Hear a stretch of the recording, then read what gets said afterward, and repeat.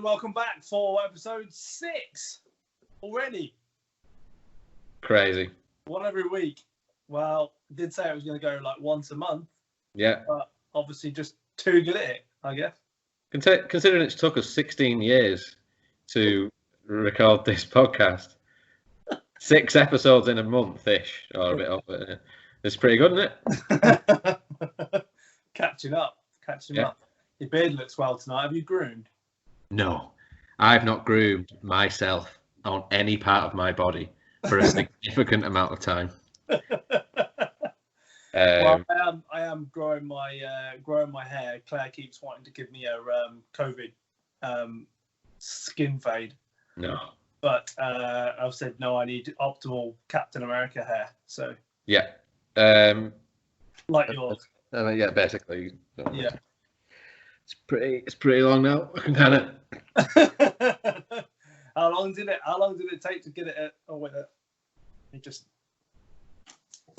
We did say we were going to do half the podcast like this, didn't we? Peter Andre curtains. Yeah. Curtains, Peter Andre. Wow, that's really fucking long. That was a certain video I remember sending you, that when I had my hair like this, but I probably won't mention that on there, who I was doing an impression of. Never mind. Personal jokes. I've got an idea. I'm looking forward to somebody screenshotting this part of the podcast and making lots of stories about it. Yeah, just that one. There you go. Yeah. And this is the time when we lost our mind because of. It only took 6 episodes and nearly 4 or 5 weeks of lockdown for us to lose our minds. So 4 or 500 memes already. Yeah, I've got to say actually, we seem to be taking a lot of credit for some memes that we have absolutely no part of making. So a massive shout out to wrestling's biggest fan, James Poyner, for making the best memes ever.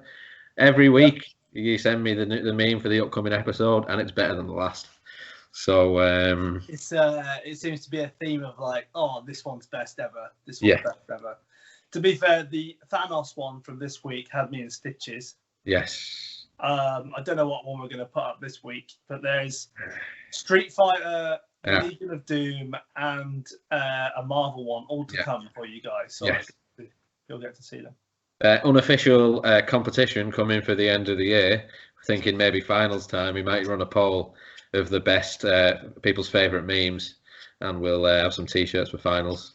Definitely. I think we're going to need a selection, aren't we?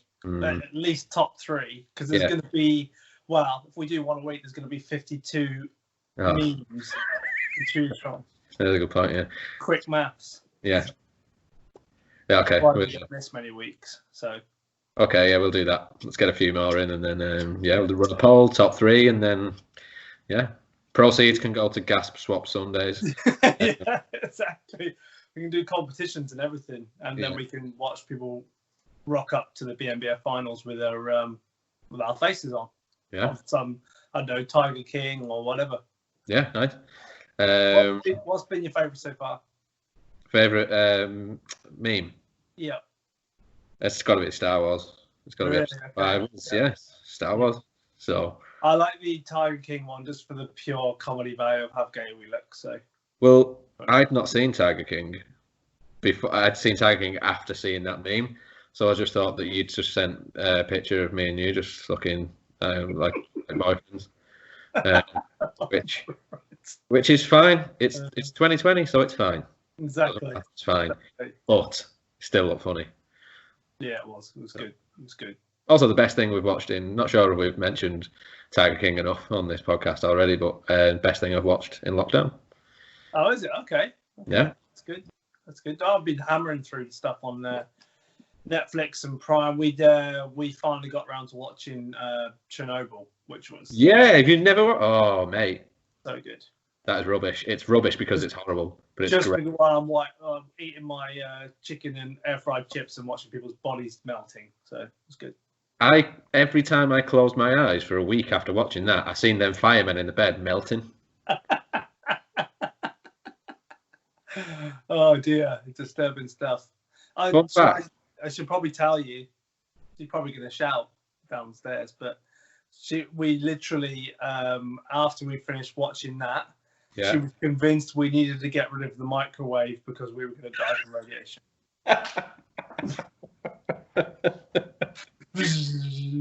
Yeah. I mean, this microwave that you. Oh yeah, that one. Yeah, that's why you've got it, because Chernobyl. Shit. Because Chernobyl. Well, the converse to that is that I've got a colleague that shortly after watching the program visited Pripyat and went on a tour of the of Chernobyl and the site like an absolute idiot. What? Cannot think of it. It's going to be radioactive for like 1,000,001 years or something. Yeah, it still is. Yeah, he's got videos of walking around with a Geiger counter, going, "Oh look, there's no radiation over here," and then he puts it on the floor, and it's like. That's hilarious. Why would you ever want to go there? Especially not after watching that program. Jeez. Exactly. He literally went after watching that program. So if you haven't seen it, go watch it. It's on Now TV. Yeah, it's pretty good. This episode is not sponsored by Now TV. Use code ROB10 when signing up to Now TV, and you receive nothing. It won't work. I keep meaning to ask you: are you actually able to put the link, like the stuff, on the screen when it comes up, or have you not done this? I'm not very good at this. I'm good at making a little intro, which, for anyone that doesn't know what that super cheesy music is from the 1998 Mr. Olympia. Yeah, best music ever. I haven't learned how to put things in the video yet, but what we do have is an end card which says, subscribe here, watch this video. So that comes up at the very end, if anyone makes it to the end of our podcast. That's good. Yeah. Right, yeah. We need to get Poigneur on it then. We need some. We need to start having some graphics put up during the podcast. Yeah, we can do that. So, like, we just have Chernobyl Now TV pop up on there. We can have the firemen in the bed, just like melting. Brilliant. Yeah. Who are we sponsored by this week, anyway? Powerhouse Gym. Oh, Powerhouse Gym again. It's becoming a bit of a theme for you. Yeah, and the other theme is clothes that we've purchased for each other. So, cool. You've got this one. Like this one. Yeah. This one. Oh, I better give Unrivaled a plug as well. Nice. Dave K wears it better. Just saying. Well, just to let you know, if Dave K just wants to check the size on this one, I believe it's an XL, and he said, guy said to me, Dave wears a medium because they come up big. So XL. So not sure if you know, basically bigger, better than Dave K. Wow. Not that he's beat me every single show we competed in since 2008. Doesn't matter. Places mean nothing when you have a shirt size bigger. Definitely look bigger in a t-shirt because he's like leaner all year round as well. So definitely scoring them points. That's why I wear double XL t-shirts, because in my head I'm better than everybody then, even though I've never won anything. So, really? Yeah. Excellent. I also beat Dave K. The first time I've ever beaten him was on the way to Insomnia Cookies in Miami. Yeah, familiar with that. 3 local lads stopped us and said, "Wow, you're big." And then he looked at me and went, "Oh my God, you're even bigger." So, whoa. Dave K. beat you once out of 17. So. Was that post-show fullness? You'd just gone. It was, yeah. It was so like veins busted from all the cookie goodness. Like if you'd been on stage in that condition, you'd be spilled like mad. But in a vest. I don't know. It's the well, I don't know what the word is, but the old age argument, I guess, of if I look like this on show day, because there's a number of factors. We could probably do a whole podcast on. Yeah. How much better you look the day after, but then it's kind of a weird phenomenon, isn't it? Because you're like bursting full, obviously veins everywhere, but then you're a little bit cloudier in areas, so you're not quite as tight. But there's definitely been, especially the last 2 years I've competed at Worlds, and then the day after, like going to the pool party or whatever, and think, Jesus, I look just as good as yesterday, if not better. So you think, but trying to ever replicate that is kind of what we'll get onto, is near impossible, because I think the massive amount of factor that contributes to that is how relaxed you are afterwards. because you can't replicate. Like if you said to me the night before the show, go and eat 2 Five Guys and loads of insomnia cookies, you couldn't do it mentally, and then you'd just be worrying constantly. Yeah. So you'd have digestive problems because you'd be stressed, so it wouldn't come out. You know, your stomach could be huge, all that. And like you're saying, the night of the show, providing it went okay, you eat the food, you relax, you wake up, you feel great, and then so you're not as stressed. But it is the you know, the kind of like, you know, if you've ever listened to some of the old podcasts on like skip loading and like, you know, cheat meals before, day of, morning of show, in between prejudging, whatever. There's, you know, because it's just impossible to replicate that through potatoes and basically chicken. So I know. But it's always an interesting one, because if you could do it, it would be quite a cool look, I think. Are you gonna try it? Well, funny enough, I did do it. I didn't do it. I did do it before the Yorkshire Classic. If I could spin my camera around right now, you can see that massive trophy that I've got on my on the side, which is a 50-kilo trophy. So you want to work out in quarantine, one of those. But anyway, the point of the story was we went and stayed at the Village Hotel, and this was 3 weeks before Worlds, I think it was. And we went and had Claire had a chickpea curry, and I had rice, salmon, and we shared a steak meal. So it was like really salty. And like a really big meal before I ate, to like, you know, I couldn't kind of like eat anymore. And absolutely wicked the next day. It was bursting full. But then obviously it was one of them shows. It was further enough away from Worlds not to worry. And, you know, I thought I could definitely get away with at least having like a meal in the hotel. So, and it did work really, really well. But then I was super chill, because it doesn't really mean anything if I didn't win or anything. Well, I won the overall, just saying. It worked. Fun times. Just, you know, add to the collection. It's the only trophy I'm allowed to keep in the house, really. The rest have been Gymmunity. Stolen by gyms. Nice sword in the corner, though, What's that? Nice sword in the corner. Yeah, it's on the floor down there, actually. We've been able to clear out. So, You've been clear out with the sword? Well, it was in the corner, so we could have done. I was actually tempted at some point just to start, you know, introing these with like me dancing in the garden with the sword. Yeah. You'd be like, what are you doing? But I haven't got one. I haven't got one of these. Is the sword taller than me? Yes. Wow. No, it is. Definitely is. I think it would be great for me to win a pro card, primarily just for that picture of how good it would look on stage with a sword that's bigger than me. It'll look like something that, and it'll look, if we both got one together, it'll look like definitely like Lord of the Rings, like a Hobbit and Aragorn, for sure. It looked like Final Fantasy, you know, them stupid swords. Yes. It is actually ridiculous. I think it's called a Master Sword. Master Sword. Because here's a fun fact for you. Okay. Of why, because there's something wrong with the fact that it had the sword has a sheath, right? Yeah. But the sword is too long to draw out of the sheath. So just for display purposes only. Right. But my dad went and did some research after I won it to find out what it was, because it's a genuine sword. What it's used for. They used to use it on top of horseback to take off multiple heads at once.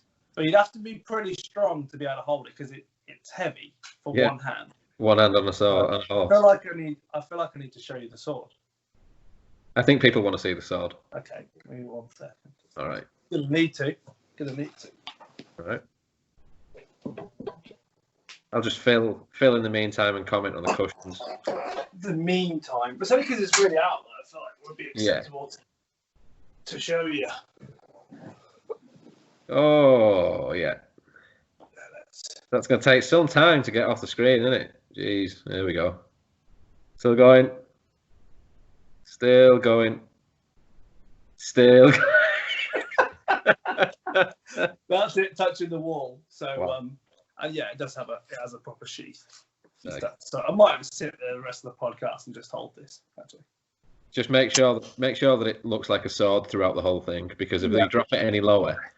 Plus, another dig at Dave Cave. He doesn't have one. Oh, he doesn't have one of these. And neither does Marcus, actually. Oh shit! Unlucky Marcus. I said to Marcus, he was like, "Couldn't Vicky just get me a dagger or something?" Dagger. Oh, that one, bro. That was a dagger. Oh. Anyway, so yeah, apart from those bodybuilding journeys, what are we talking about this week? Okay, so topic this week was going to be, we'll keep it quarantine themed, as it seems like the most pertinent things for people this in the current climate. And so we're thinking off-season quarantine diet versus prep off-season diet. What does it look like? It doesn't really work anymore because you're basically Team Minicut now. Yeah, but maybe I can kind of sort of like say what I was doing 2 weeks ago. Okay.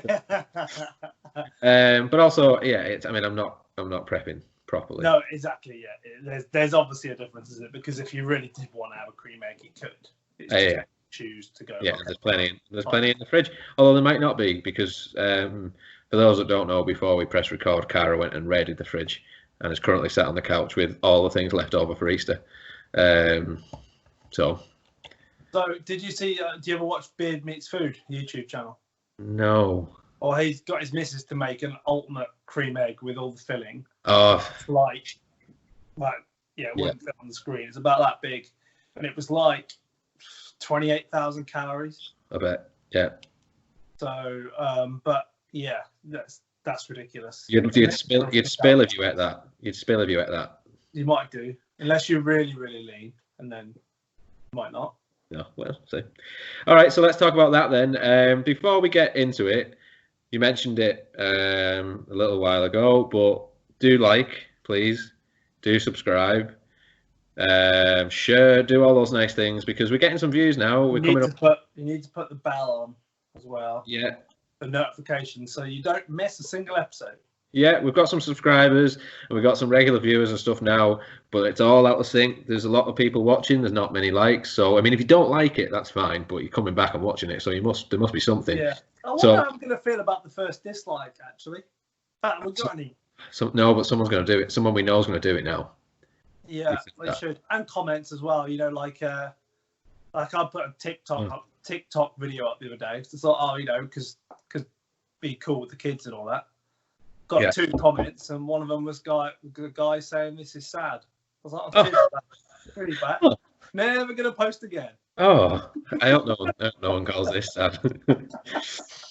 Probably was sad though. But yeah, do please do all them things, because we enjoy doing it. Share it. If you like listening to us ramble, send it to someone else that you think will like listening to it ramble.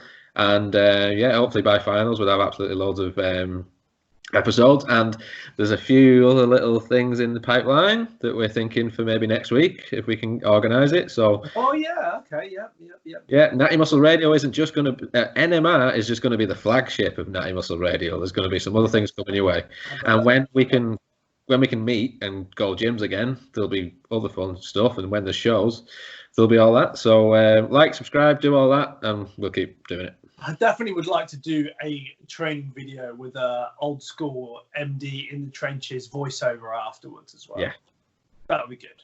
Yeah, sure. We can do that. Definitely. That would be good for people who don't, I guess the people who have just been spoiled with this era of stuff of watching just people like Chris Bumstead talking to the camera on YouTube. This is back to the proper old school. I'm pretty much sure you can go on MD still and go back to like early 2000s and see like Jay pixelated training delts or something. Yes. Yeah. Which is great. Yeah. So. That was good. Yeah. Good throwbacks.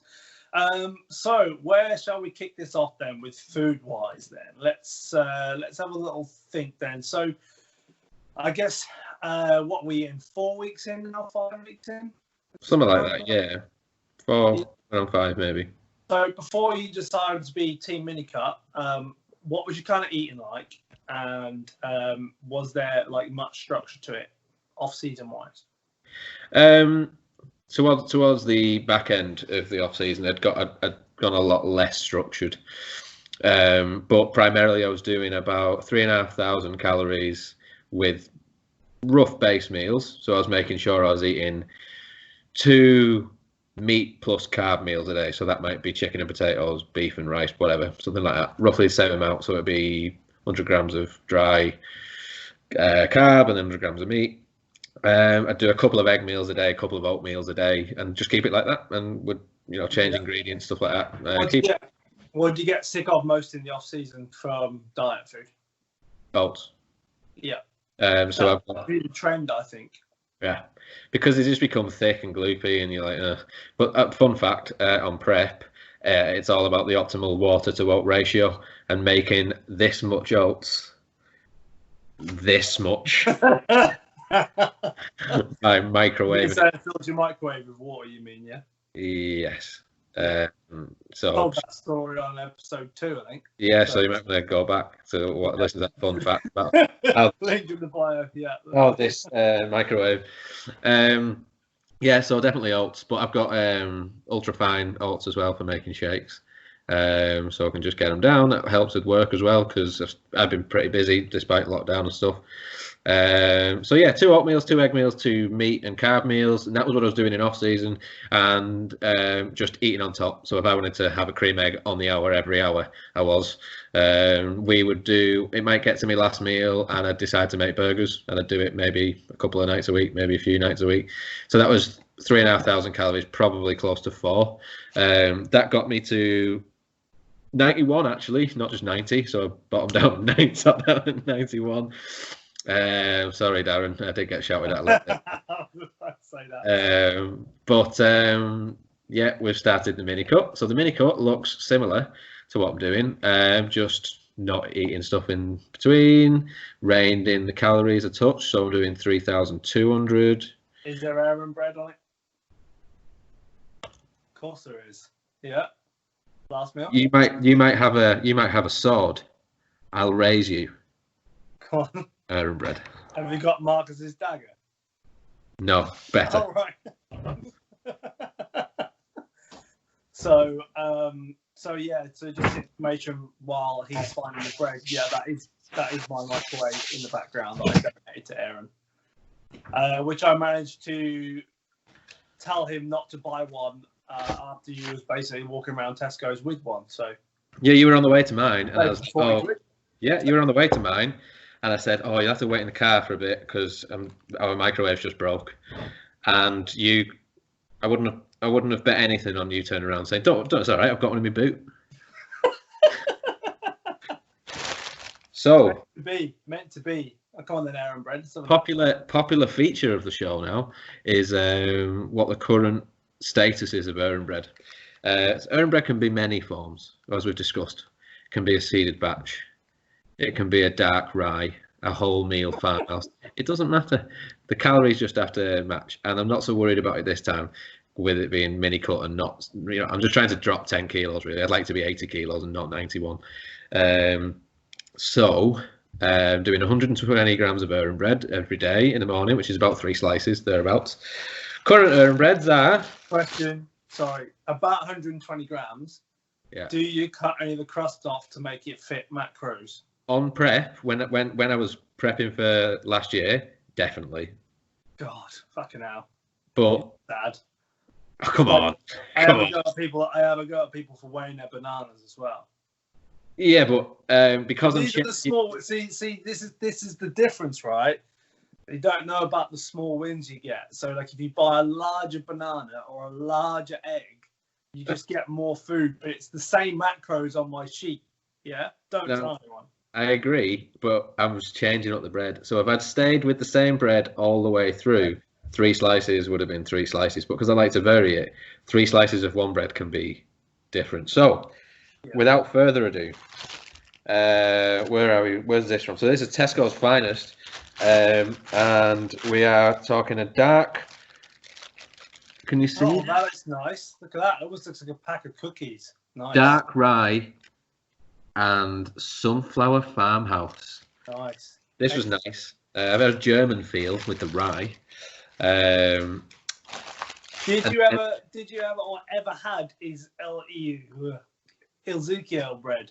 Ezekiel bread? No, it's just rye bread, right?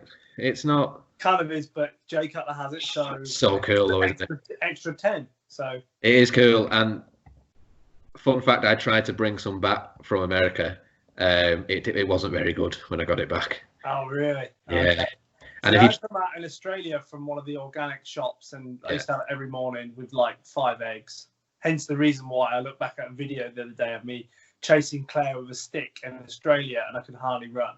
I could just look like a big ball of man. You were a big ball of man, but in Australia, not good at all. And then its rival at the moment from I think this is from Lidl actually, because it was one of the only shops I could get to without queuing outside. It's just a wholemeal seeded farmhouse. Excellent. Yeah. So to clear up my discrepancies in your defence. Yeah. How much is it varying between slices and stuff like that? If you're going to cut your crusts off to make your macros fit, right? Yeah. Tell me, how far are we talking now? All right. So 100 grams of the Lidl seeded farmhouse is 258 calories. Okay. Now I don't know what the answer to this is, so I might look like a dickhead here, and it might be exactly the same. But I can tell you that the dark rye is 287 calories.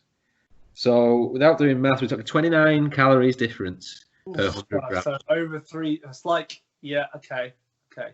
So it could be over 3 slices of bread. It's quite a big difference there, right? What you're saying? Okay. Yeah. So yeah. So it's like, as in comparison wise, if I was going to go on your defence then. Yeah. So, like when we squat at Gym Unity, and you can have one plate, which is 18 kilos, and one that is 22. Yeah. It's quite a big difference in weight-wise, isn't it, for balance of calories, right? Yeah, definitely. For squatting. Yeah. So if I was on your side now, I'd say, okay, well, I'll let you get away with that, because that's quite a large amount. If you did that every day over the week, it could be that 1 pound weight drop at the end of the week. Moreover, on a serious note, I think it's more to the point where I like to. It's one of the things where on prep I'd change it less, but rather the kind of running joke was that Aeronn Bread was just this much bread for this many calories. So. If the bread I didn't have, the bread I normally get wasn't available, I'd get a different loaf. But if 1 week to the other I was eating X amount of calories more, you might not drop, like you're saying. Then you and the coach are thinking, why you're not dropped? Everything seems to be the same. So then you start cutting food, and then you find yourself in a real shit situation. So that's why I do it. But right now in this quarantine mini cut, it's just 3 slices of Aeronn Bread. Okay. Yeah. Okay. So that's cleared that up. I can accept that as an answer. And if you was my client, I would be telling you the same thing anyway. I'm just busting your balls, really. I know. Because optimal. Yeah. So we do. I'm doing one cheat meal on the weekend. Which is just whatever we want. That's just something me and Cara can eat. Just burger, fries, some dessert, whatever. And then back on it the next day. I don't want this mini cut to be difficult or anything. I can eat 3,200 calories in a cheat meal and be absolutely fine. I think I can drop 10 kilos doing that. And then the goal will be not get back up to 90, maybe max out at 85. And then do the same again next year. And maybe kind of keep coming down 5 kilos so that whenever prep comes, which might be 2022 at this point because of COVID, I'd like to start prep somewhere around 78, something like that. So a good 5 kilos below. So that's the purpose of this mini cut, really, is a long-term thing. Yeah, that's good. And what was I saying now? But yeah, it's surprising how far over you can actually eat, though, isn't it? When you're not being like, if you just have my 6 meals a day, but then you eat on top, like it can go up and down massive, can't it? Yeah. Like it always used to be for me, like, how many couple of thousand calories on top would be like a pizza on a Friday. Yeah. Like it's so easy just to go like 2,000-3,000 calories over a meal, over a day. With like, let's say I have like, you go, okay, right, Friday, I'm going to have myself a sandwich on top of my meal because I just got a sandwich. And then, maybe you've got a sweet tooth or whatever. I'm lucky because I'm savoury, but don't really take or leave chocolate, but like I could smash through, 20 grab bags of Discos, so good crisp.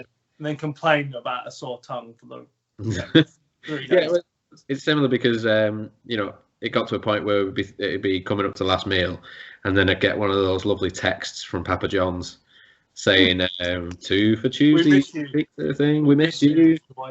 Order now, and you can get 3 large pizzas for £1. And we're like, oh. So we had that started becoming a midweek thing, but it's fine because it's one of those. It's where you just know this is what you're doing at this point. You're happy with it, and then as of right now, I can quite comfortably go. Okay, now we're doing a cut. So get back round to quarantine and what I'm doing. Not really found it difficult to eat the things I need to eat. I already had enough rice because bodybuilding, had enough meat in the freezer because bodybuilding. It was a bit sketchy when the lockdown kind of started because people were doing the panic buying and stuff like that. But I was able to get everything I need. The main issue has been eggs. I'm doing 6 eggs a day. It's the only fat source I'm doing, so I'm doing 3 in the morning, 3 at night. So that's just a lot of eggs by anyone's standards. Yeah. I just had to kind of like ask very nicely at the checkout at Tesco, could I have 6 boxes instead of 3 because they've got limits on it? And I was like, can you not see? Kind of massive. Yeah.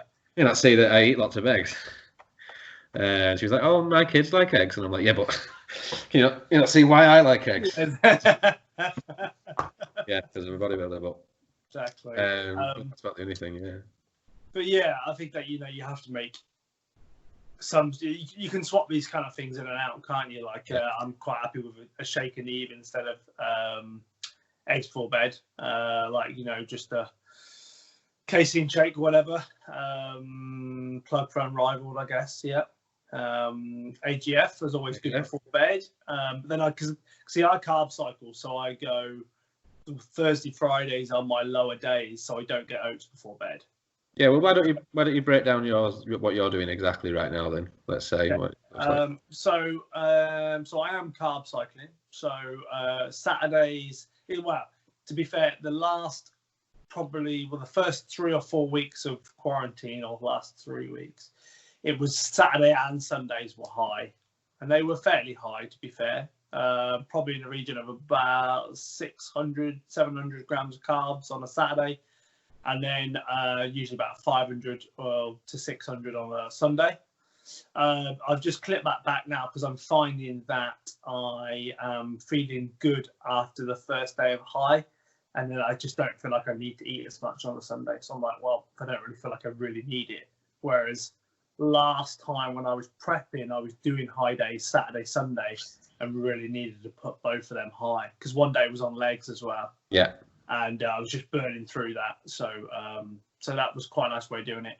But yeah, I found for me, because of, I guess, like time-wise I have for shows, as in prep time, that I probably needed to just put the hammer down a little bit. So but as far as my actual breakdown, I've got a new fetish for pancakes in the morning. Okay.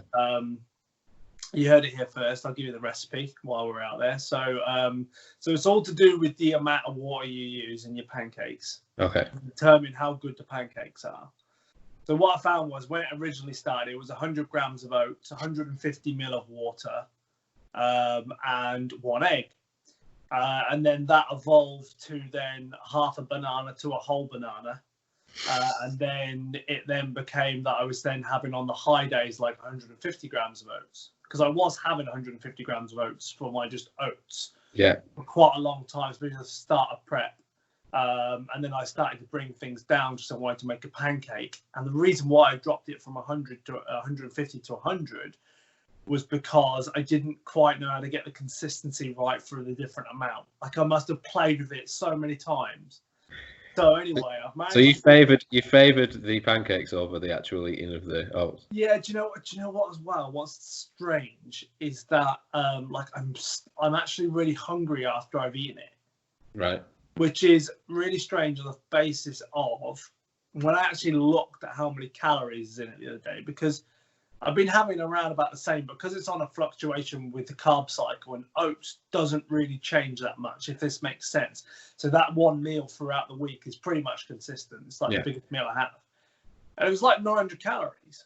I was like, how was that happen? But basically it just means that that's where it was coming through. But I was just digesting it really, really well. Yeah. I don't know if it's because I'm blending it and like absolutely destroying it down to like almost like a fine, breakdown. Whereas obviously when I would eat it, it would kind of sit on me a little bit and I'd feel quite sleepy afterwards. Whereas if I do it in a pancake, I feel absolutely fine. So bro tip of the day, whether this science backs up, I don't know. Yeah. But breaking it down that way, it just goes down so much easier. And I just have either on the high days, I have a whole orange with it, and then the orange on top with some Splendor or sweetener, and I get one pancake out of that, which I have 10 grams of peanut butter on as well. So just one big pancake, So I know I make like 6 or 7 small ones. Oh, right, nice. So yeah, so I've got like a little stack to have anyway. So getting back around to it, so it's a cycle. So it's basically Saturdays and Sundays are usually higher. I usually stick with about 120 to 130 on oats in the morning for the pancakes. So recipe time: 125 mils of water, 1 banana. What else is there? Oh yeah, so oats, banana, and water. And wow, that was the recipe, wasn't it? Sorry. So 1 banana. Yeah. 1 egg. Yeah. 130 grams of oats. Yeah. But it might be a bit more sometimes. But this is for the consistency wise. Yeah. And 1 banana. 1 banana, 1 egg, 125 mils of water, and 130 grams of oats. That's it. Right. All right. And then obviously they're just cooked in a fry-like pan and then put in the air fryer for crisping up. Oh. Sorry that it's taken me 5 minutes to explain how to make pancakes. It took you 5 minutes to describe a 4-ingredient pancake. Yes. One of them ingredients is water. Because diet brain, and also because this, I think if I'm giving it out as information, then I don't want someone to make that pancake and be like, that was totally off. Because, as I said, mine changes every day. You know, when you're like, you've got a knack for something, when you go, I know that's right. Yeah. But, so on the high days, it's like 150, then in the week's like 130. And then on the 2 low days, just depends really. Intuitive, I guess, really. Sometimes it's higher, sometimes it's lower. Depends whether I'm training or not. So sometimes on a Thursday or Friday, like one of them days, like today, I've just rested today, and then I'll train tomorrow, which will be on the 2nd low day. But when I'm talking about highs and lows, so to give you the comparison, I guess, really, low days are still like 255. Okay. Medium days are more like 400, and then the high days are like 600-700, depending on what I'm doing. So proper high days. So they are better. Protein stays pretty much the same throughout. So apart from the high days, it's like 200. The rest is all like 190, 180. So just depending on same again. So yeah, that's doing that. So I am doing as far as prep life, I am doing an hour's walk in the morning as well before that pancake.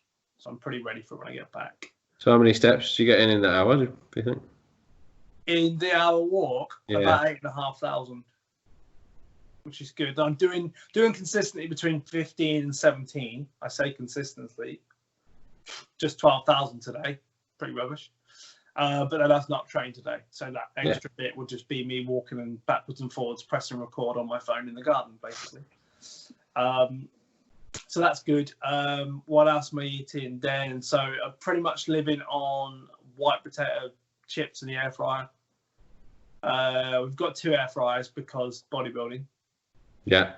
Because especially when you're doing carb ups, there's not enough room in one air fryer for just a kilo of potatoes. Is like 2 meals. So how many air fryers does little Chris have?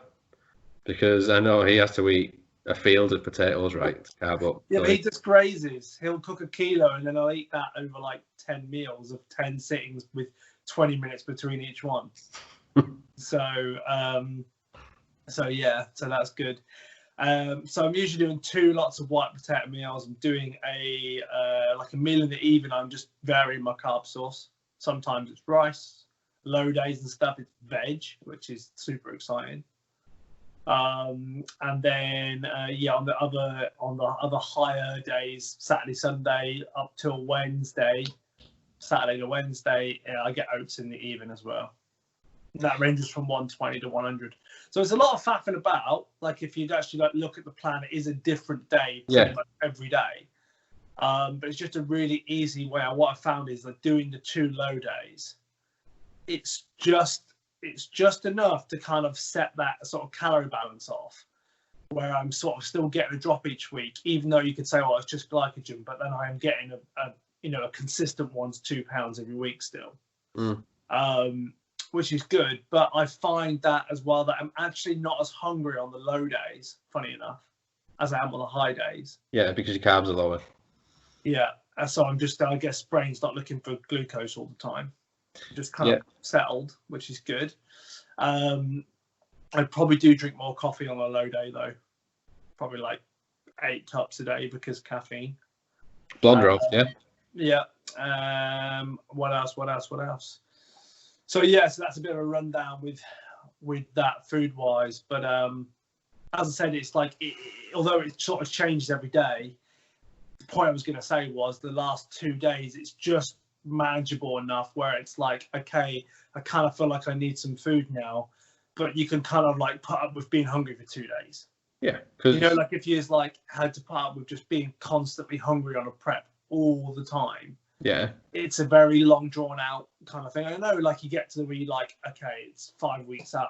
You're gonna be hungry all the time. There's no doubt about that. But what I mean is that at 20 weeks out, you shouldn't really be hungry all the time. You should have kind of days where you just go, I think like differentiating the difference between being bored and being hungry, especially while we're at home like this, that's been a big thing for me, I think. I'm still doing that big walk to the cupboard and then like open up the cupboard, realize there's nothing I can eat or allowed to eat, and then shut the cupboard again, but then go and do it 5 minutes later. Steps though. Yeah, steps to do that. So that's quite interesting that I seem to be doing that still.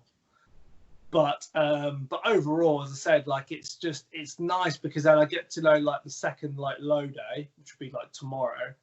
Then I know I've got a good day of eating on the Saturday, and then I'll probably rest on a Saturday, like sit there and watch a bit of Netflix and YouTube and just chill. And then obviously then Sunday I do legs. So then even though that's a higher day, the calorie output's longer.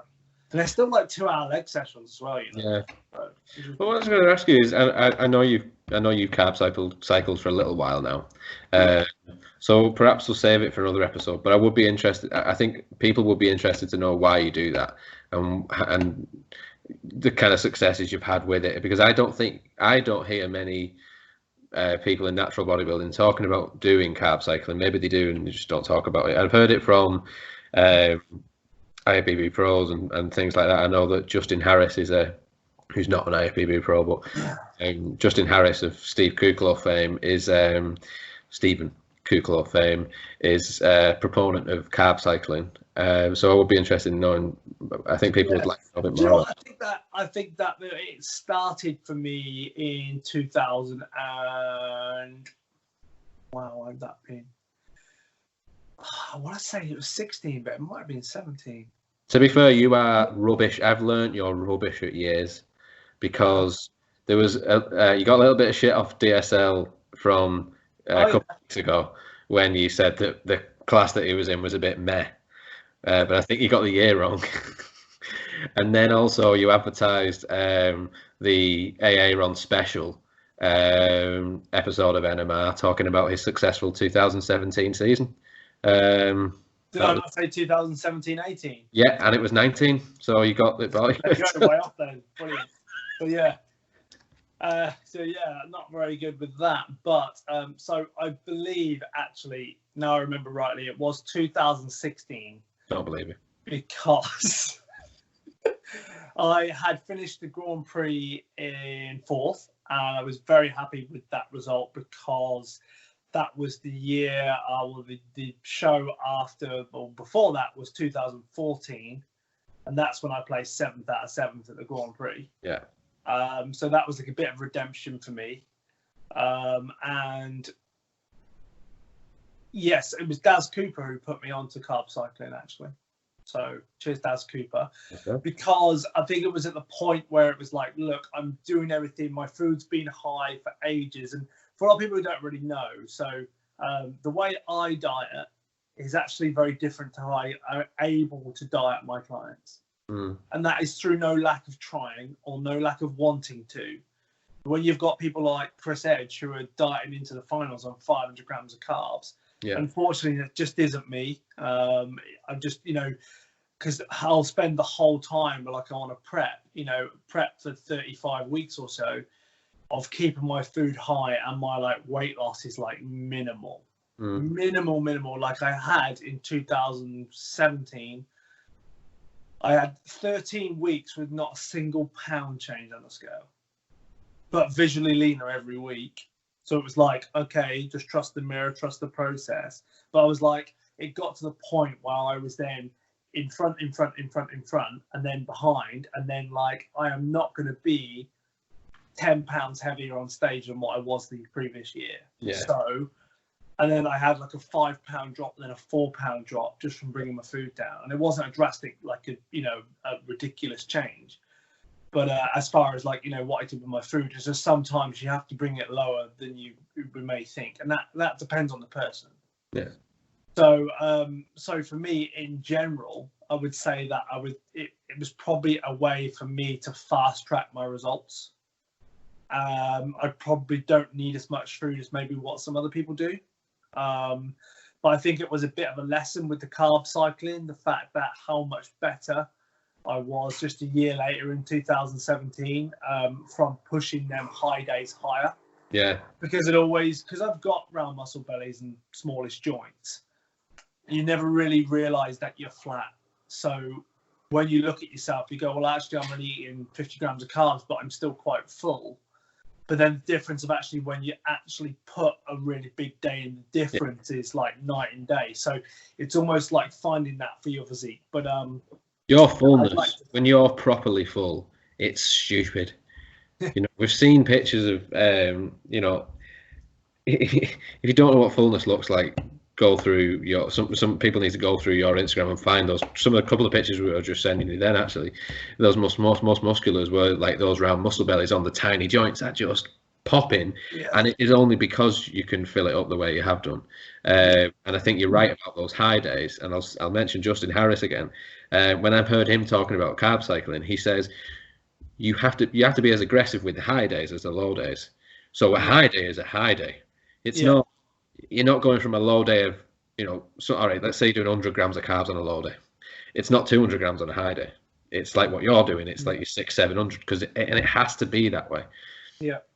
I mean, to put it into perspective, it's nice to hear the nice side of it. But in 2017 for Worlds, after I came fourth at the Grand Prix, and I was obviously devastated because I thought I was going to be picking up second at that show. Yeah.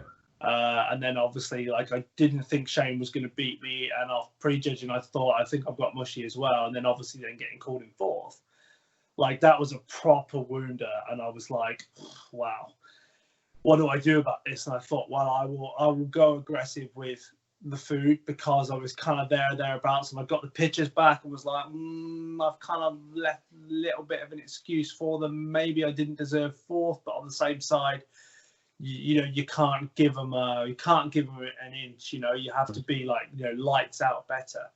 But like on that carb cycle for that last 4 or 5 weeks before Worlds, my low days were at like 1,300 calories. Wow. But my high days were nearly 1,000 grams of carbs, all from potato and oats and rice cakes or corn thins, just to break up from eating potatoes. But like, if anyone ever knows, if you've seen what that looks like in actual food volume, like everyone can eat 1,000 grams of carbs through, donuts, of course. Right. But to actually do it in like volume of like potato, it was like It was like nearly 3 kilos of potato a day. And then, so that like 500-gram meals. And basically the protein was like minimal, almost like doing a carb up, so you can actually get the food in. And then like, 150 to 200 grams of oats morning and night. And then a little bit of fruit and like I say, like corn thins or rice cakes and stuff on top here and there. So it was, but I say the difference was obviously if you actually averaged the calories over the week, it was like 2,300 average day over 7 days. But as you said, but the Thursday, Fridays around 1,200-1,300 calories were pretty grim. Yeah. Like Claire having a meltdown because I was eating chicken and green beans in the office behind her, and the squelch of the green beans. She's like, I actually can't stand that noise. Can you fuck off? But it was like my only saving grace was like a bit of green vegetable. So, but like I say, the difference was night and day again. Probably another 8-9 pounds off on the scales from Grand Prix. So. Oh yeah, he was. Yeah. You'll see the pictures. You were very full at the Grand Prix, but like you say, you could see where the door was left open, and then at Worlds, it was lights out. Exactly. So, and the thing is, it's like like beating someone like Moji. Sorry, Moji. At that show, backstage he looked like he was well off, but when you actually seen the video and seen the pictures and stuff, like he just got a lot of dense muscle. But if I'd been even probably a fraction of percent worse than what I was, I definitely wouldn't have won that show. So you're basically saying you were Dexter Jackson? Definitely Dexter Jackson, yeah. Just came in. Came your best and was it Palumbo says all the time. He's kind of waiting for people to slip up. Is something he says? Yeah, that's it. It's just basically, he's that guy who's always kind of like, if you're off, then he's going to be there. But unfortunately, that's not me. But I think that, as I've said before, I think that I've been in shape when it mattered. Yeah, it matters the most. Like that sort of feeling of like winning those shows after you've come off like a discipline. I think the first year in the Grand Prix, I said it was a great result for me, but deep down, I still really wanted to beat Mark because a few people had said after prejudging, I think it's pretty close between you two, and I think you've got him. So then obviously then being happy with fourth, but then still like, I wish I'd got another place in. But then I said it doesn't matter because at the end of the day, it's just delivering them goods later on down the line, matters at Worlds. And I think it's hard for a lot of people who go on to do Worlds, especially at amateur level, because when you've got the British Grand Prix or the Grand Prix is not as big as the Worlds, but the British finals for amateurs is probably a better show than the World finals. Yeah. Because you can be in the amateurs, you can have maybe less people turn up, even though good caliber from some of the Americans and a few good numbers, but you get the best of the best in the British finals, I think. You do, and I think because by the time you get to Worlds as well, you've often lost someone to the pros. So there's someone maybe that was in a class that isn't there anymore. And maybe, a lot of people, they end up getting worse by Worlds, especially at amateur level, because they kind of like, everything into the Britain and then they've got nothing else to give. Yeah. So, that kind of happens. So, I guess it's kind of it's one of them where, as I said, you've got to deliver the goods when it matters, but, yeah. So to wrap that up, I guess what you've just said is that your diet that you're doing right now is no different, despite the fact that you're in quarantine.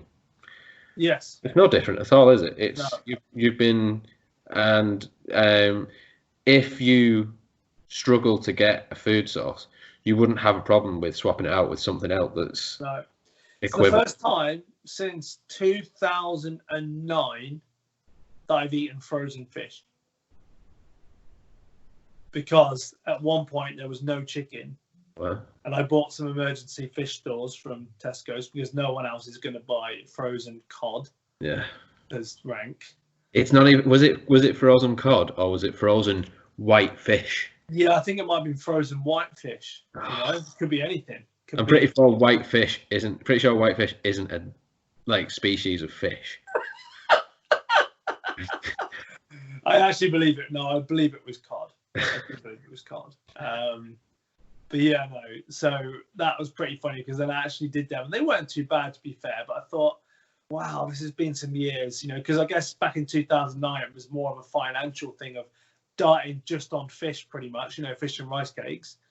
And basically going, right, well, if I buy fresh fish every day, like it's going to absolutely yeah. Whereas obviously frozen fish is like nothing. Was it tilapia? Back in, I think that I used to eat tilapia in 2009 because all the bodybuilders did. I just wanted to eat tilapia so bad when I was like a teenager because I was thought, oh, that's what everyone eats. It must no orange roughy though. Couldn't get orange roughy over here. For anyone else who doesn't know what orange roughy is, it's some sort of white fish that it is actually a fish. It's not the name of a brand. No. But they have it in America a lot. But apparently it used to give you like, everyone used to complain that it should just go through you. It wasn't it like oily shit? It basically just come out like oil. Yeah. So no wonder you got so shredded on it. Yeah. So question for you, whilst we're on the diet topic. Do you think then a mini cut is advantages from being an off season, and let's say you're doing like a 2-year off season? Yeah. Do you think doing a diet has a number of benefits as things like resetting your insulin sensitivity? Yeah, I try not to get too into the insulin sensitivity thing because I do think that there is those cream eggs. Because I like to keep it high with cream egg on the hour. Link in bio for the cream egg on the hour against protocol. No, but I think you have to be really careful, and I'm sure the quad doctor will agree with this, is being sort of how much we talk about insulin and insulin sensitivity as a natural athlete that isn't using exogenous insulin, isn't using growth hormone, things like that, and we're just, you know, we would be considered healthy, whether you're eating high carbs or low carbs or whatever. And I always thought that I was insulin sensitive. I always thought that I was like, I couldn't eat carbs, and then you know, episode 4, you'll learn that I was able to eat carbs and get in very good condition doing so. But I do think, I think the biggest tell for having a decreased insulin sensitivity in terms of bodybuilding, so not in terms of health. I'm not taking finger pricks of my blood and saying whether I need to eat or not. It's, you know, I think that's ludicrous as a bodybuilder, but I do think a tell for me is that if I'm in off season and I'm not hungry anymore, then I've got decreased insulin sensitivity in terms of that. So most definitely doing a mini diet, whatever you want to call it, is a good way to reset so that when you do push again, you drop a little bit of that weight and you try and push again for more muscle growth. You can eat more. And I think that's a benefit for sure. Because, well, yeah, one thing I guess was funny. Do you remember that episode of Geared Up where it might have been Justin Harris was talking about them doing carb ups and only using a glucose monitor to check it, and it like failed every single time. Yeah, fucked it every time. I've mentioned just this podcast. This says eat more. Yeah, but the mirror says you'll spill. No, eat more. So. This episode is sponsored by Justin Harris because we've spoke about him more than anybody else. But you're right, that's where I heard people doing it first, and I thought this is a bit. And okay, again, as an assisted athlete who's using those exogenous things, I think I could see how they could benefit from it. Okay, because there will be larger fluctuations in glucose, blood glucose, if you're doing things like taking insulin in the syringe. You know, it's going to change a lot more. But yeah, they seem to fuck it up every time. So I don't think I should do that. But I don't think there's any place for it in natural bodybuilding. No, agreed. But it's just the reason why I brought it up was because I was talking to Lewis today, Smith, and he was like, you know, we're both dieting, but there's never going to be a show. And I'm like, do you know what though? I was like, even if there isn't, I'm not even going to be annoyed, because as much as I'll be annoyed that I don't get to compete, it was probably getting to that point where I needed to take it past, you know, that weight gain stage of like, okay, if I'm, let's say, 16.5 stone or 105 kilos or whatever, getting to that point and then obviously then coming down maybe 10 pounds and then going back up, I'm always just in that level. And then you're kind of eating less to kind of like, because I don't want to gain any more weight all the time. You then get into this snowball effect or vicious circle of kind of like, well, I'm already really fat, so I'll clean things up. I almost need to do a proper diet to get me to that point where I'm then like almost, I wouldn't say more productive as a bodybuilder, but I think that phase, like from a rebound after the show, I think that you do really make great gains after that show period. But for me to be able to get my food up to a good point and be at a decent body weight, like I have like, 6 months of where I'm like not fat, but I'm just gaining and I'm eating really, really well. So, because if you've got the fat gene like me and you, it's like, once you're there, it's like, okay, like I can't continue to eat the same sort of food. I can't, other people could probably just like hold it there, but I could literally eat less and still gain a pound. Yeah, definitely. So it's kind of like it just almost like snowballs out of control. So I think that it's a really good thing for me either way that I've done a diet this year. And I do think what you've just described there is a tell again of poor bodybuilding insulin sensitivity.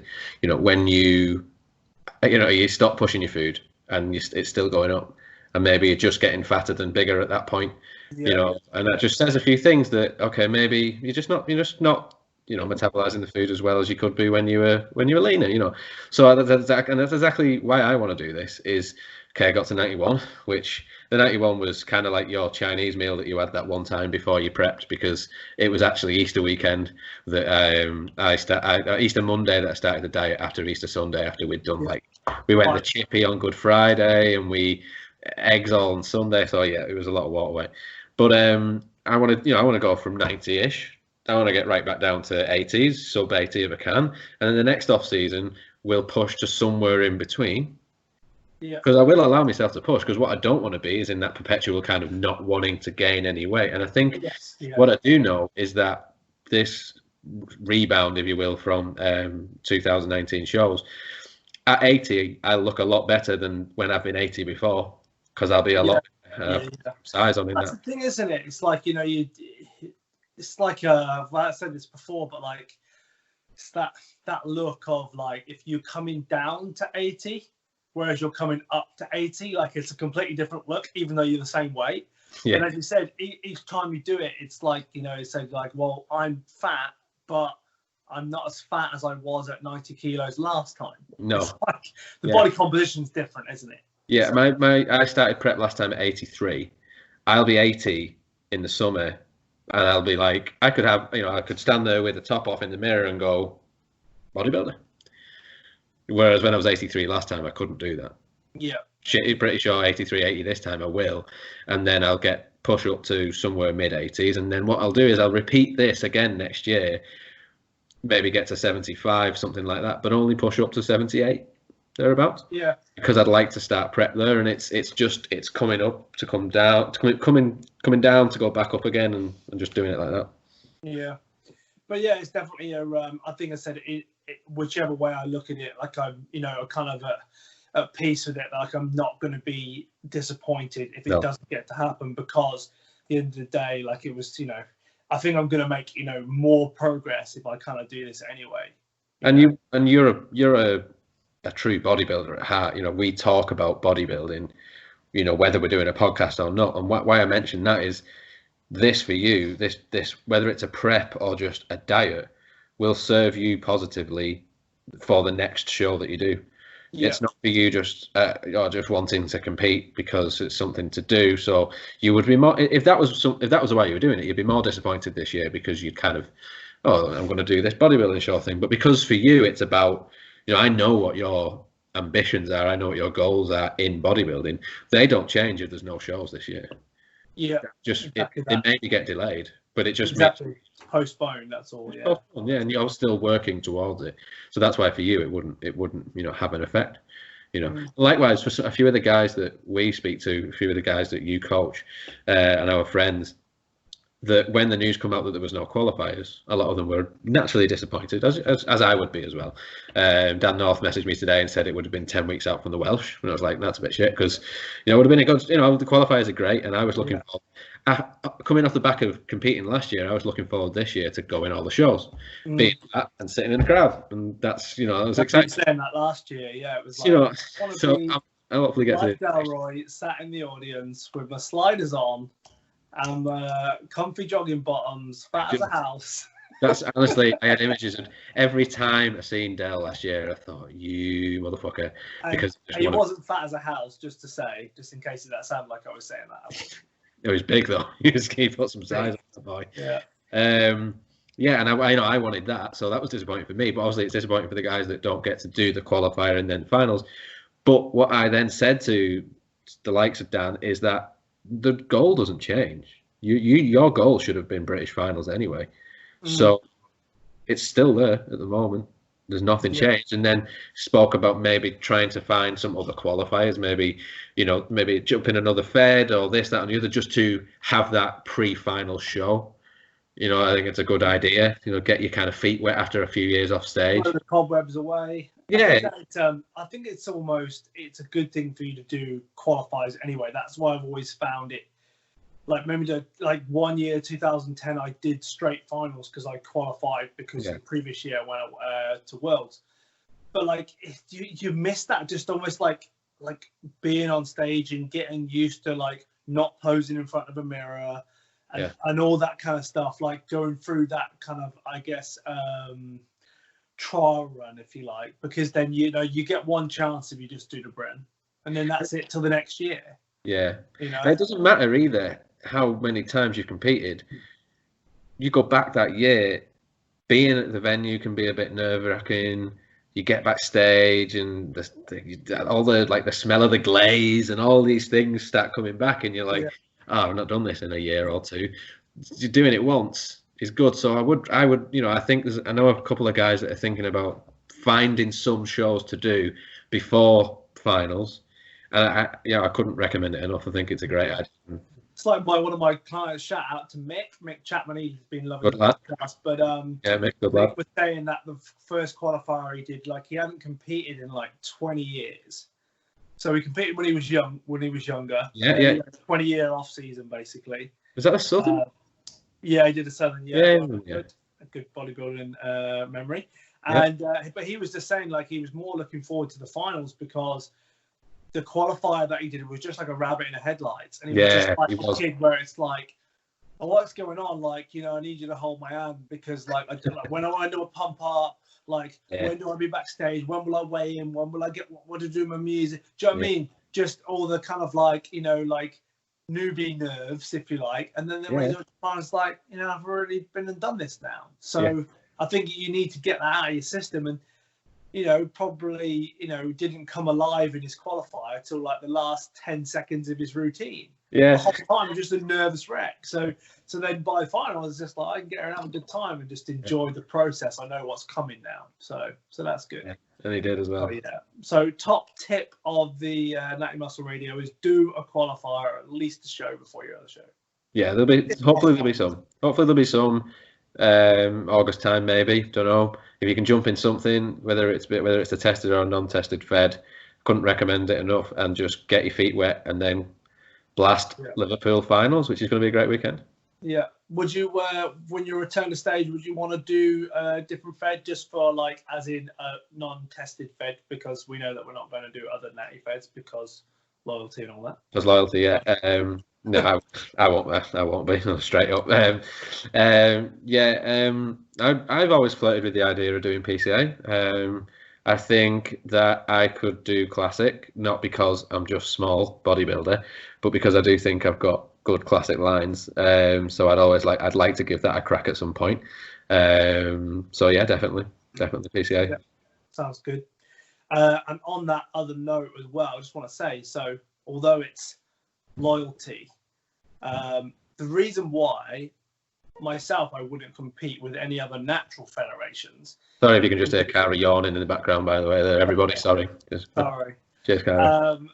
Is because I think that if I believe the BNBF to do it at the best, that's the only reason why I then don't want to go to another federation and do it. And it's not because I don't think they are still good federations, because I think that they are.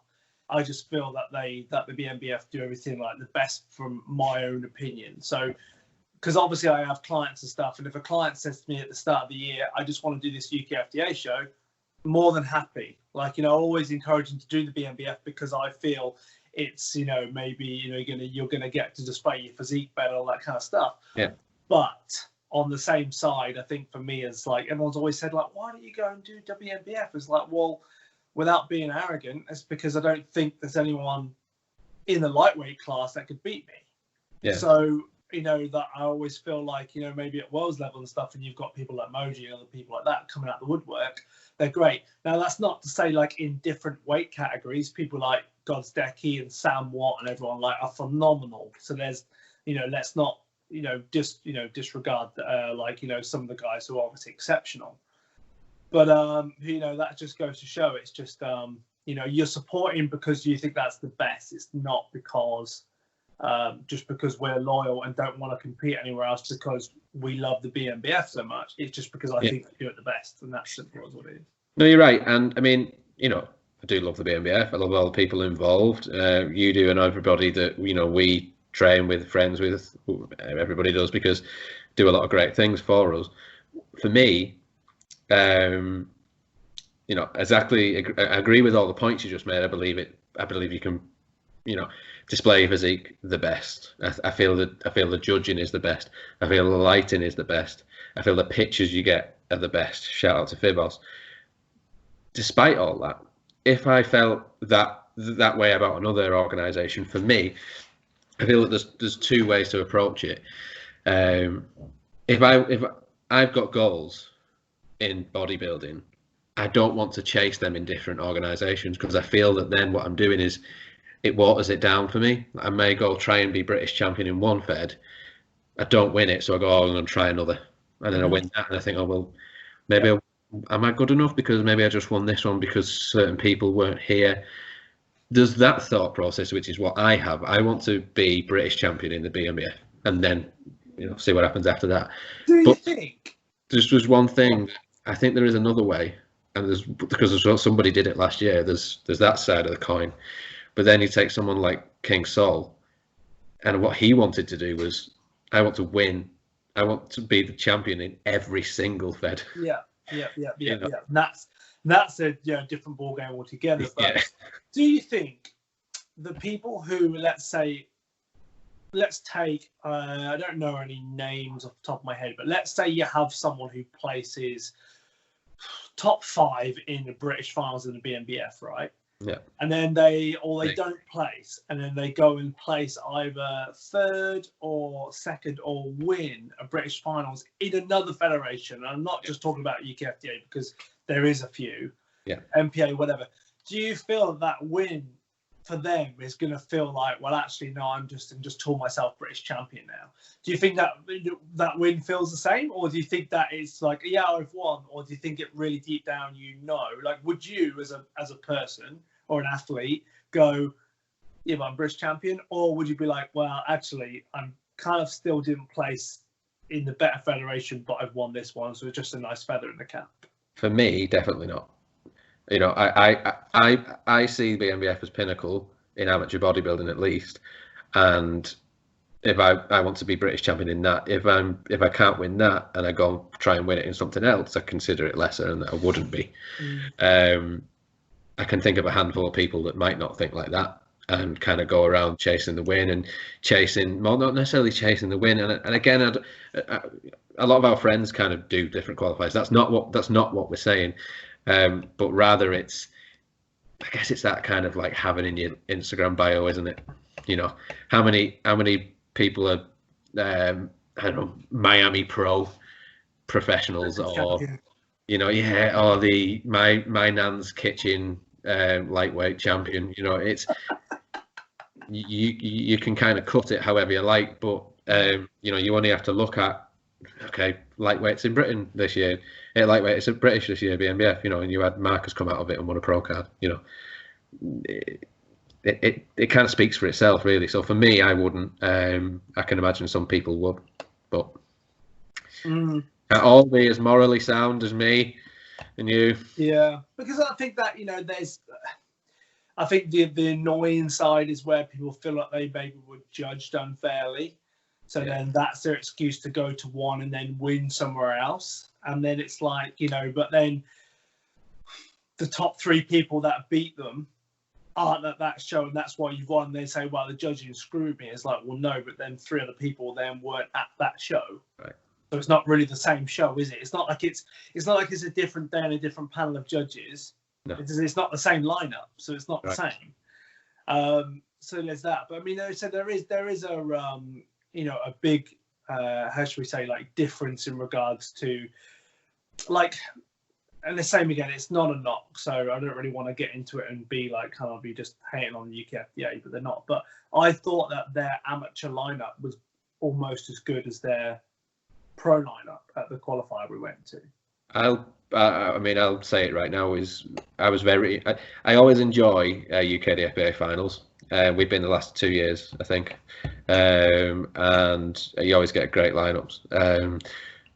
I was extremely disappointed when a lot of the pros come out because of the weight classes. And, you know, you mentioned it before, there's guys at the top of the WNBF that I think I would say Rich Gozdecki was the first natural bodybuilder I looked at and thought, how can that conceive to be a natural bodybuilder?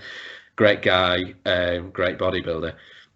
The trouble is, at that show, I do think it's watered down, and that there's, like, you just mentioned it, there's pros on that stage that wouldn't place in BNBF amateur qualifiers, never mind finals.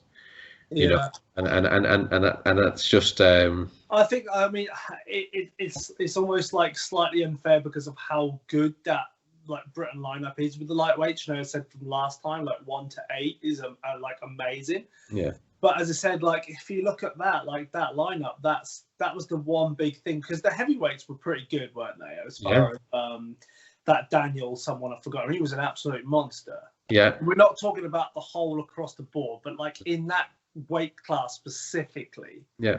Like, I'm not just talking about the lightweights at the BNBF were better, but I was the lightweights, which was Little Chris and Ross someone. Taylor. Yeah, great guy, great bodybuilder. Yeah, phenomenal. You know, phenomenal looking. It's like, you know, so I think it was Stuart McCulloch was who won the lightweights. I mean, Damien Leeds is pretty good, but I don't think he competed that last time at that last show. But, like, you know, how good, like, you know, like Little Chris and Ross were, you'd have put them on that show. I reckon that would have been your top 2, without a doubt, in their pro lineup. So it's kind of like that. That's the difference, I think. Yeah, I was super impressed. I'd never seen Ross before, and he looked incredible. I always know what Little Chris is going to bring. So, and you know, I totally agree. You put them two in any of those in that lightweight lineup for the pros, and I don't see how they wouldn't have been, you know, 1 and 2. You know, and that's, you know, with that, it sounds like we're harping on it a lot now, but what we're trying to say really is just, you know, I just think there's maybe a watered down bit of quality at that point. So does winning in that sort of environment mean the same as winning in the environment the BNBF provides? And for me, and that's the thing. I think it's important for people to, like, understand as well. This isn't like, if this had happened in the BNBF, I would be saying exactly the same thing. Yeah. But I mean, I said, if you look at it, like, let's take, and not just because I was in it, but because the lightweight lineup was, the last show was 2017. Yeah. The other years and stuff, it's been split differently, or an open class. Yeah. But, like, the top 5 in them guys there would have beaten every single guy in the amateur lineup. Yeah. And the amateur lineup was fantastic. So it's like, it's not as just, like, as I said, having to go at, like, oh, okay, that's the UKFDA lineup and that's it. It's just that, just saying what we see and what most people would probably think if you'd like, who wants to be a millionaire? Let's ask the audience.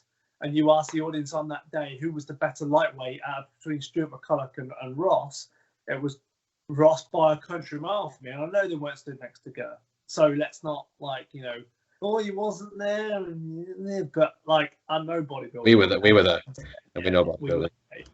So there's that kind of, like, comparison, so between the pros and the amateur lineup. So So for me, that was kind of not so much but an observation of kind of maybe where, as I said, like people maybe go and compete in a different federation and like maybe get a pro card through an easier route, maybe not winning the show, maybe coming second or whatever, and therefore get a pro card, but then it hurts you later on because then you're in deep water and you're like, oh, I'm never going to win a show again because that's the way it is. So yeah, for me, that's where we sit on that, I guess, really. Yeah, agreed. So it was supposed to be on nutrition, but it somehow got into bodybuilding politics. So apologies if you came on to find out about how many grams are in a rice cake of carbs or however. But now you've got into the war of the federations. But it's kind of like that guy who says like, goes out with his wife, and it's like, whatever you do after a couple of drinks, don't start talking politics. It's like, yeah.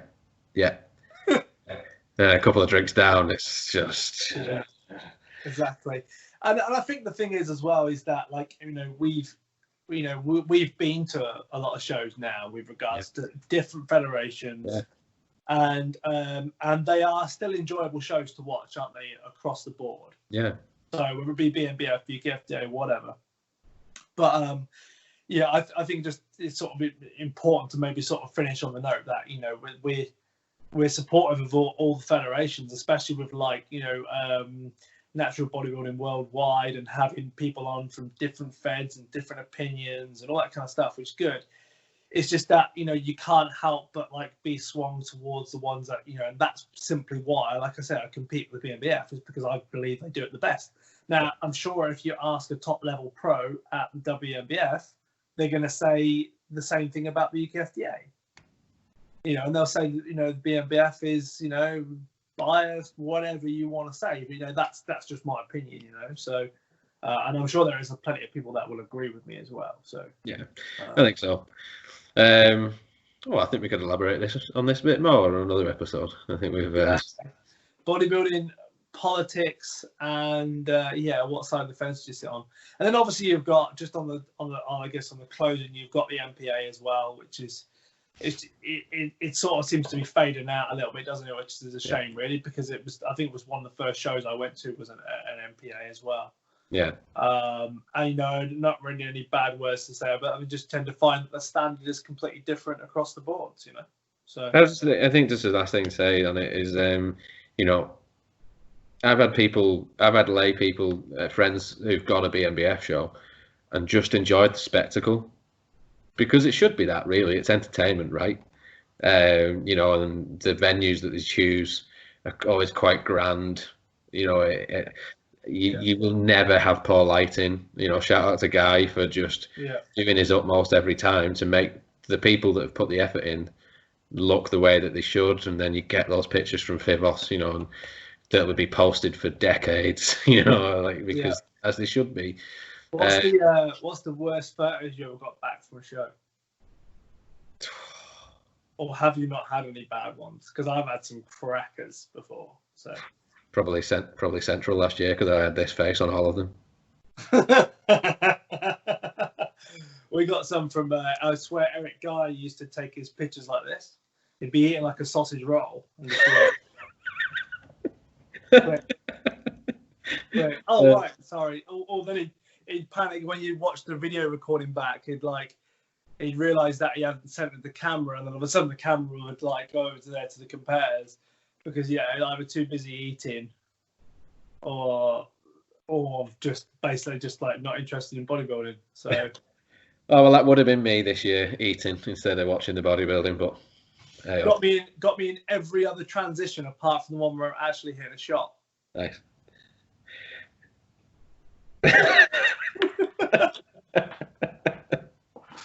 Oh dear. Right. Well, on that note, then I think we should wrap it up, shall we? On that bombshell, yeah. So please like, subscribe, share. If you really like the UK DFBA and not the BNBF, then I'm really sorry for the last 25 minutes. But just like it anyway. Maybe we'll even get some genuine dislikes. But controversy is what we want, because bring in the followers. Maybe we'll get a guest speaker on from the UKFDA who can fight in the corner. Sounds good. Yeah. We'll get him a pair. We'll get him a pair of blue light glasses. Round table, Super Mary can let his own little screen up here somewhere. Yeah. So sorry, not sorry. So. Nice one. All right, Natty Muscle Radio out. See ya.